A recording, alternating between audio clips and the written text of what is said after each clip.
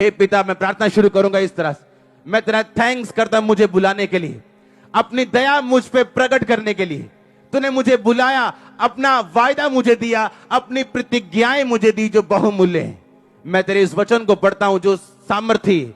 कितना आनंदित करने वाला वचन है कि तेरा वंश पृथ्वी पर पराक्रमी होगा। अब मेरे बेटे को छू, मेरी बेटी को छू, उन्हें पराक्रमी कर। जितनी आदतें पराक्रमी ना होने के लिए उन्हें मजबूर करती, वो आदत जाए। वो दारू की है, वो नशे की है, लड़कियों की है, वो जाएंगी कि नहीं जाएंगी बताओ।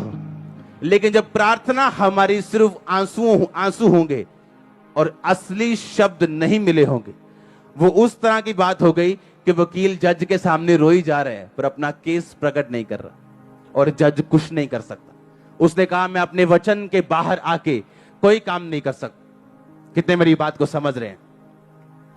इसलिए उसने कहा इस पुस्तक को खा, आंतड़ियां भर, और फिर जब आप प्रेयर करेंगे, क्योंकि आपके अंदर वर्ड होगा, आपको मालूम होगा अपना केस मैंने किस तरह से लड़ना है, अपने परमेश्वर के सामने किस तरह से प्रमाण रखने हैं। आमीन।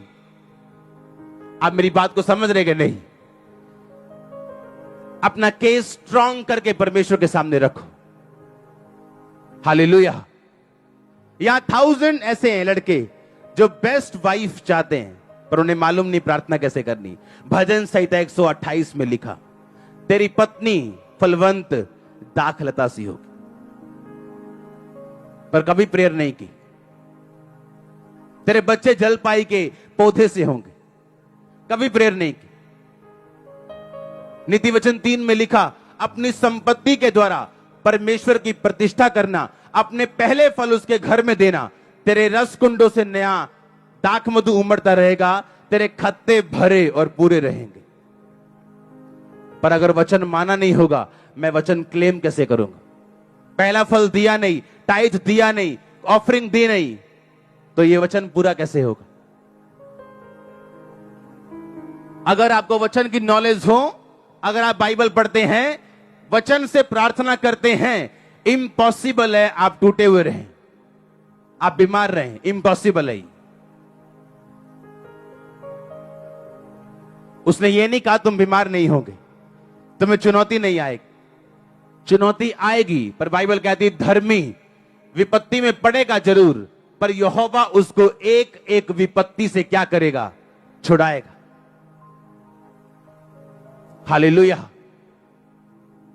उसने कहा, जब हम नीति वचन 3 पढ़ते हैं, उसने कहा तू अपनी समझ का सहारा ना लेना, वरन संपूर्ण मन से यहोवा पर उसी को स्मरण करके सब काम करना, वो तेरे लिए सीधा मार्ग निकालेगा। ये एक वचन अगर आप इससे प्रार्थना करें, आप इस तरह बुद्धि खुलेगी आपने कौन सा बिजनेस करना है, क्योंकि उसने कहा मैं तेरे लिए सीधा मार्ग निकालूंगा। कौन से कॉलेज को ज्वाइन करना है आपको परमेश्वर बताएगा।